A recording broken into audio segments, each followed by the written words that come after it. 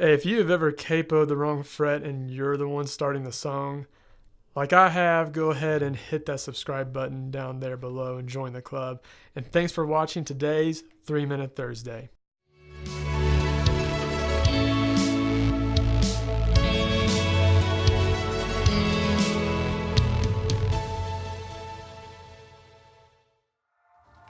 All right, so real quick, I want to get a few things out of the way. The support has been amazing. Thank you so much for tuning in. Thank you so much for subscribing. Thank you so much for liking.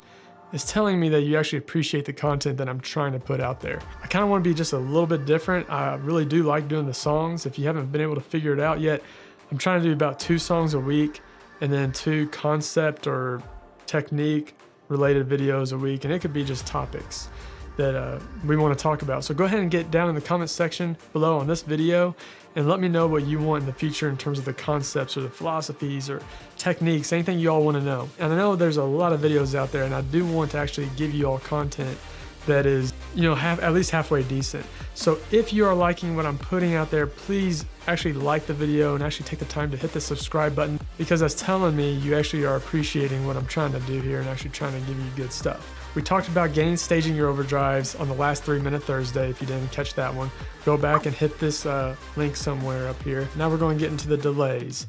And now I know there's a plethora of videos out there about delays and effects and stuff, but I have about 5 little tips, tricks, or hacks that might actually help you along the way.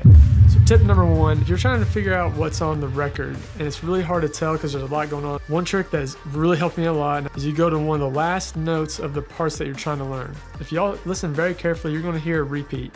Try to figure out what the tempo is and where the repeat lies up in your tempo. Is it on the quarter note, or is it on the 8th note, or is it a dotted 8th? All right. Tip number 2, you're trying to build your own patch, whether that be for a song y'all are writing in your church, a song that you're trying to learn. When in doubt, less is actually more. So start there and build your setting from there.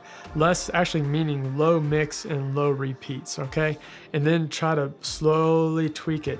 Someone told me that small tweaks will actually lead you to big peaks. So if you start subtle, you start small, you just build it up and you're trying to match a tone, start subtle, start small, and build it from there.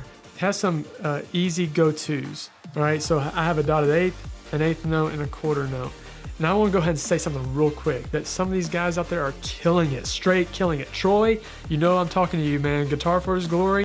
He is doing some amazing stuff. His heart's in the right place. He is smashing it with delays and reverbs and helix and Kempers, and dude, you just blow me away. You have truly inspired me. I'll admit it.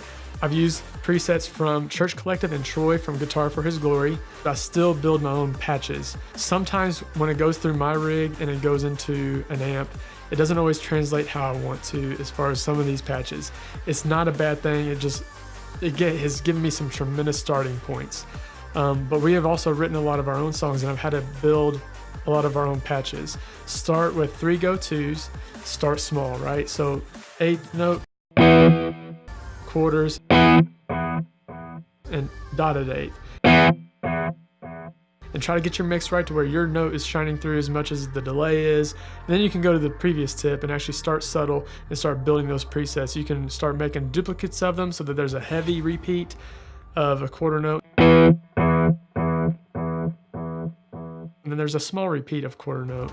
And then you go to the next bank and it's a heavy repeat and heavy mix of dotted 8th, and then you have a low mix, low repeat of dotted 8th. The faster the song, go for quarter notes. Faster meaning anything above maybe 90 or maybe even 100 BPMs.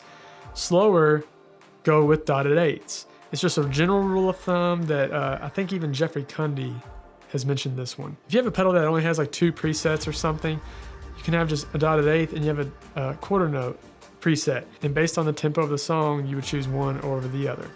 All right, and lastly but certainly not least, are you in EG2? Are you playing rhythm this weekend? It doesn't necessarily mean no delay. It doesn't always necessarily mean you should always have delay and always rely on delay. Pick and choose. So in a pinch, turn off your delay for verses or static builds. And when the song gets big in choruses or bridges, that's when I kick on a very mild delay, maybe 1 or 2 repeats, and it just gives that small smidge extra sustain and spread to your sound. Overall, guys, what this means is dynamics. So when the song gets big, it should feel big, it should feel wide. EG2 does not always have to be boring. Guys, I love making these videos. Please like and subscribe below if you are liking what I'm throwing out there. These are meant to be short and sweet and to the point. This video also shows that it doesn't matter what delay pedal you're using, it's just about the concept and how you're using it. You don't always have to have the top of the line Strymon or Eventide. You can have, I had a carbon copy for years and I loved it. I always used it for my EG2. All right, so guys, it's about how you use your gear, not always necessarily having the top of the line gear, okay? Thanks, guys. Let me know what I can do for you, and keep praying and keep playing.